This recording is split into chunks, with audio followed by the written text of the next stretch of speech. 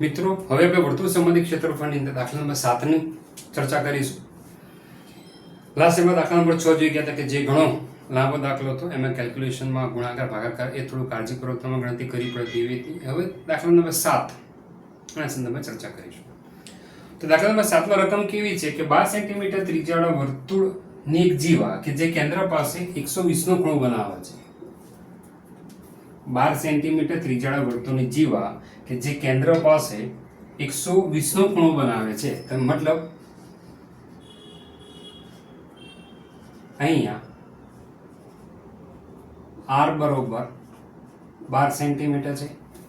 ફરીથી 12 સેન્ટીમીટર ત્રિજ્યાવાળા વર્તુળની એક જીવા કે જે કેન્દ્ર પાસે 120 નો ખૂણો, મતલબ આ કેન્દ્ર પાસે ખૂણો કેટલો મળે 120 નો, તો તેને અનુરૂપ વૃત્તખંડનું ક્ષેત્રફળ શોધો. તો કયો આવશે? લઘુ વૃત્તખંડનું ક્ષેત્રફળ શોધવાનું થશે. આપણે આ ભાગ શોધવાનું થશે. ચાલો, લઘુ વૃત્તખંડ શોધવા માટે ફરીથી એની ચર્ચા આપણે લાસ્ટ ટાઈમમાં ચર્ચા કરી ગયા હતા કે લઘુ વૃત્તાંશના ક્ષેત્રફળમાંથી ત્રિકોણનું ક્ષેત્રફળ તમારે માઇનસ કરવું પડે તો તમને લઘુ વૃત્તખંડનું ક્ષેત્રફળ મળી જાય. ચાલો, અહીંયા r બરોબર 12 સેન્ટીમીટર છે. જે પેલા લઘુ વૃત્તાંશનું ક્ષેત્રફળ શોધી કાઢી, પછી ત્રિકોણનું ક્ષેત્રફળ શોધી કાઢી, પછી બંનેની બાદબાકી કરી નાખીએ તો આપણે લઘુ વૃત્તખંડનું ક્ષેત્રફળ મળી જાય. r બરોબર 12 સેન્ટીમીટર, થીટા બરોબર 120 આપી દીધા છે. અહીંયા પાય બરોબર 3.14 છે, √3 બરોબર 1.73 એમાં આપી દીધેલા છે. ઓકે, હવે સૌથી પહેલા હું લઘુ વૃત્તાંશનું ક્ષેત્રફળ શોધી કાઢીશ. તો લઘુ વૃત્તાંશનું ક્ષેત્રફળ શોધવા માટે સૂત્ર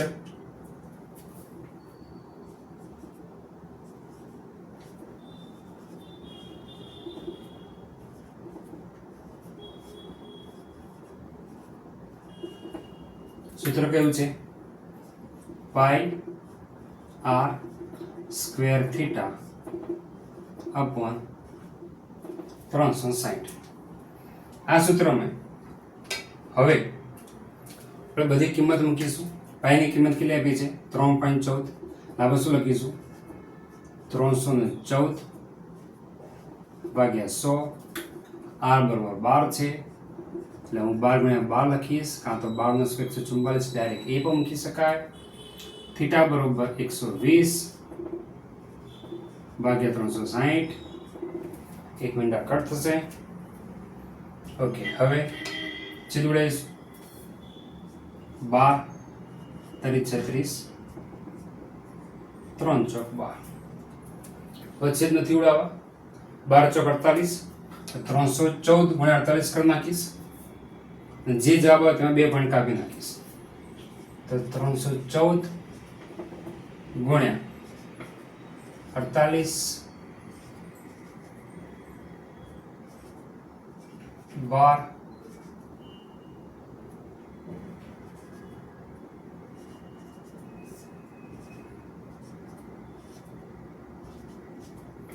150.72 ગુણાકાર શું આવ્યો? 150.72 છેદમાં 100 હતા માટે મેં 2 પોઈન્ટ કાપી નાખ્યા. 2 પોઈન્ટ કાપી નાખ્યા. આ તેનું લઘુ વૃત્તાંશનું ક્ષેત્રફળ. ઓકે, હવે અહીંયા આપણે ત્રિકોણનું ક્ષેત્રફળ એમાંથી માઇનસ કરવાનું છે. તો ત્રિકોણનું ક્ષેત્રફળ શોધવા માટે ઓકે, અહીંયા 60 નો ખૂણો તો બધી બાજુમાં મારી પાસે 12 થઈ જશે. મતલબ જો કેન્દ્ર પાસેનો ખૂણો 60 થાય તો આપેલો ત્રિકોણ એ સમકોણ ત્રિકોણ થાય, માટે તે સમબાજુ ત્રિકોણ થાય, માટે બધી બાજુમાં મારું 12 થાય. પરંતુ અહીંયા આ દાખલાની અંદર કેન્દ્ર પાસેનો ખૂણો કે જે મને 120 આવ્યો છે, મતલબ આ ત્રિકોણ સમબાજુ ત્રિકોણ છે નહીં, તો આ ત્રિકોણમાં ક્ષેત્રફળ તો શોધવું જ છે. તો ક્ષેત્રફળ શોધવા માટે એક કામ કરું છું. કેન્દ્ર પરથી હું જીવા પર એક લંબ દોરીશ. એનું નામ આપી દઈશ હું અહીંયા એમ નામ આપી દઈશ એમ. તો કેન્દ્ર પરથી જીવા પર દોરેલો લંબ તમે પેલા બહુ ભણી ગયા છે, હંમેશા તે જીવાને દુભાગે. એટલે બે સરખા ભાગ કરીએ. કેન્દ્ર પરથી જીવા પર દોરેલ લંબ હંમેશા જીવાને દુભાગે. બીજું, ત્રિકોણમાં આ બંને બાજુ સરખી હોવાથી જે તમે લંબ દોર્યો છે એ ખૂણાનો પણ દ્વિભાજક થાય. એટલે એનો મતલબ એમ કે આ બંને ખૂણા કે જે મારા 60 ના થવાના. સમદ્વિ બાજુ ત્રિકોણ થયા રહ્યો, એમાં કેન્દ્ર પરથી જીવા પર દોરેલ લંબ એ જીવાને દુભાગે, એ તો નિયમ જ છે. તથા આ બંને બાજુ સરખી હોવાથી જે લંબ છે એ ખૂણાને પણ શું કરે?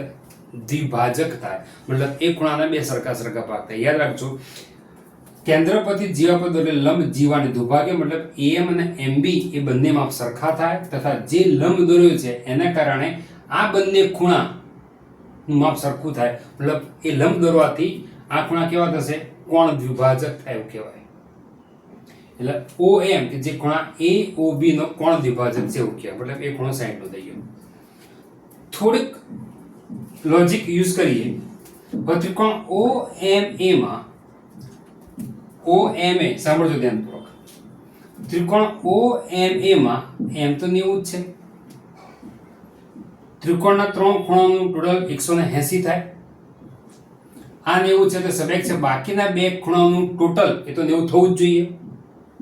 ઓકે, આ 90 છે, આ 60 છે, તો આ ખૂણો કેટલાનો થશે? એ 30 નો થશે. તો 60 ને 30 90 ને 90 ને 180 થઈ ગયા.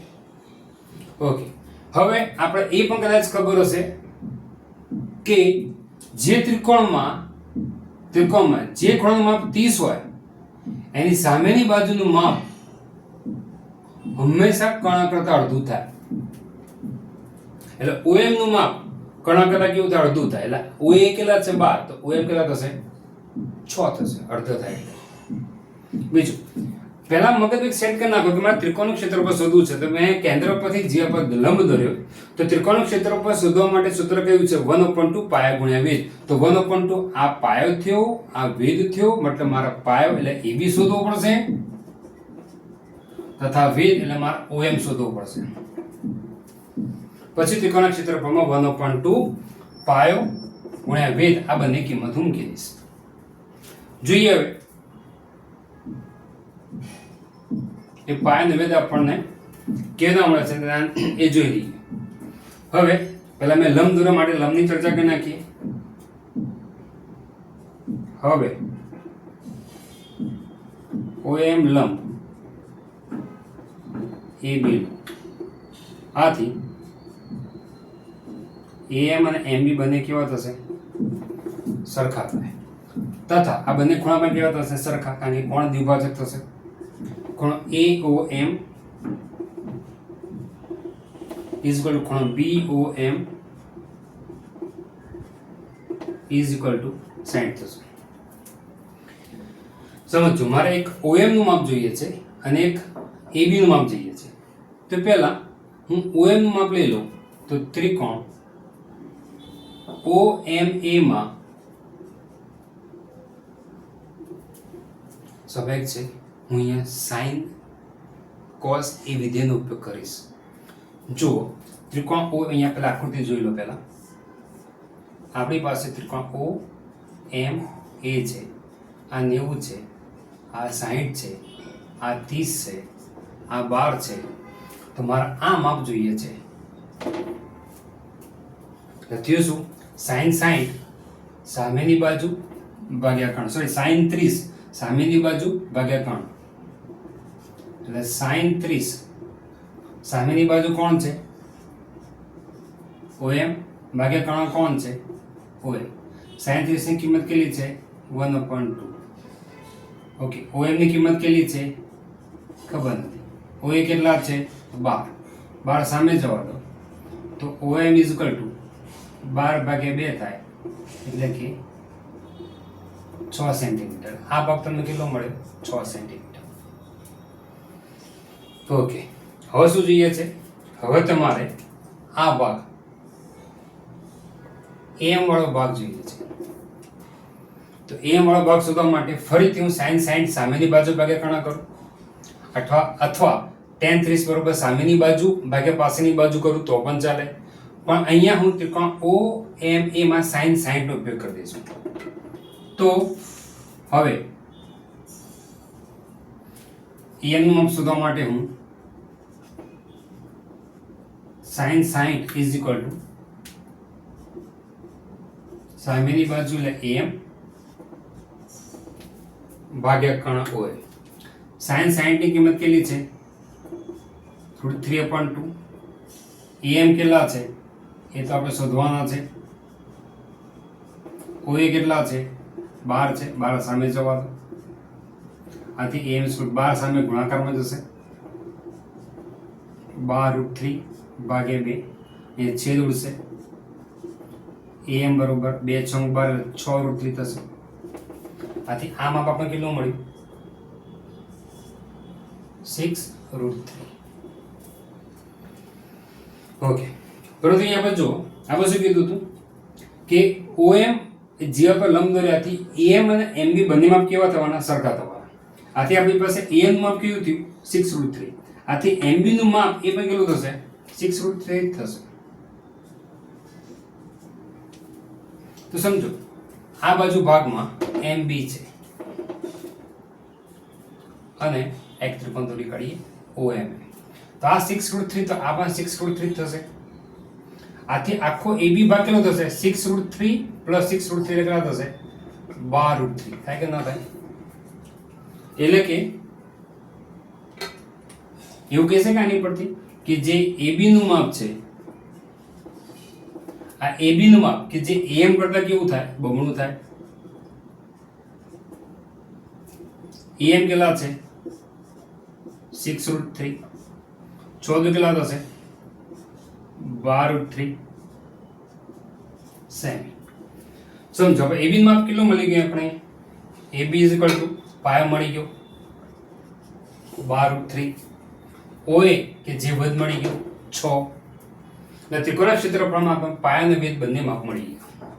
હવે ત્રિકોણનું આપણે મેન શું હતું કે ત્રિકોણનું ક્ષેત્રફળ શોધવાનું હતું. ત્રિકોણનું ક્ષેત્રફળ શોધવા માટે આપણી પાસે પાયો અને વેધ ન હતા. તો ત્રિકોણમાં પાયો કોણ હતો? AB પાયો હતો. વેધ કોણ હતો? OM હતો. તો મેં sin નો ઉપયોગ કરી sin 30 અને sin 60 નો ઉપયોગ કરી પાયો અને વેધનું માપ લીધું. હવે ત્રિકોણનું ક્ષેત્રફળ લખી દઈએ. તો ત્રિકોણ OAB નું ક્ષેત્રફળ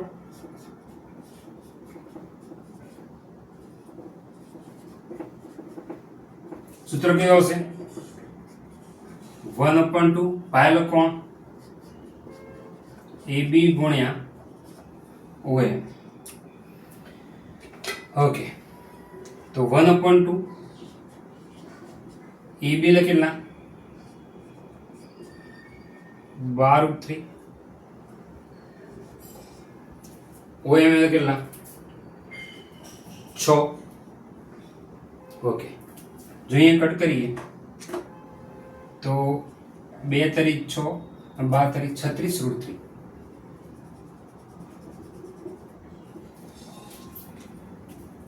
આ ભાગ જવા દઈએ, આનું કશું કામ છે. તો 12 * 36 √3. પરંતુ આપણને √3 ની કિંમત 1.73 આપેલી છે. હવે 1.73 173 પર લઈશ, પછી છેલ્લે ગુણાકાર કરીને જે જવાબ આવે તેમાંથી 2 પોઈન્ટ કટ કરી નાખશું ગુણ્યા 36.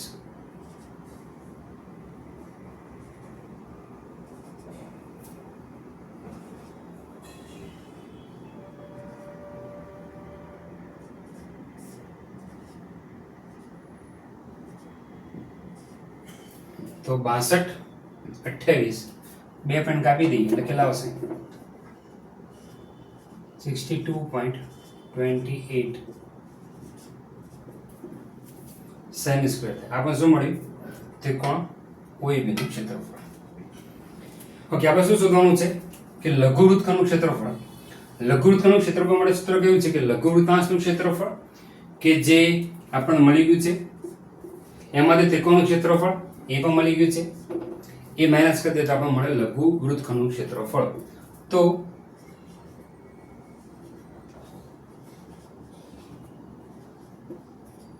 લઘુ વૃત્તખંડનું ક્ષેત્રફળ ઇઝ ઇક્વલ ટુ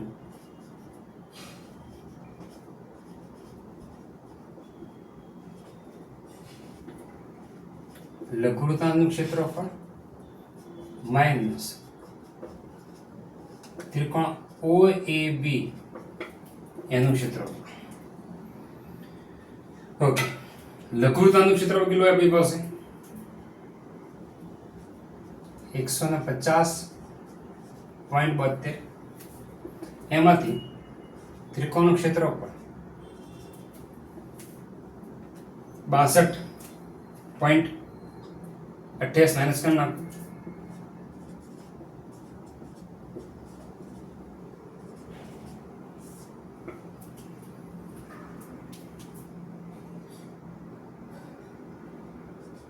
ચાર, 6, 2, 4,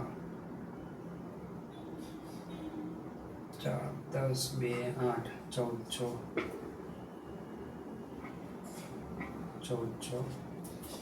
8 એટલે કેટલો હશે અહીંયા આપણે 88.44 સેમી સ્ક્વેર કે જવાબ મળી ગયો લઘુવૃત્તખંડનું ક્ષેત્રફળ.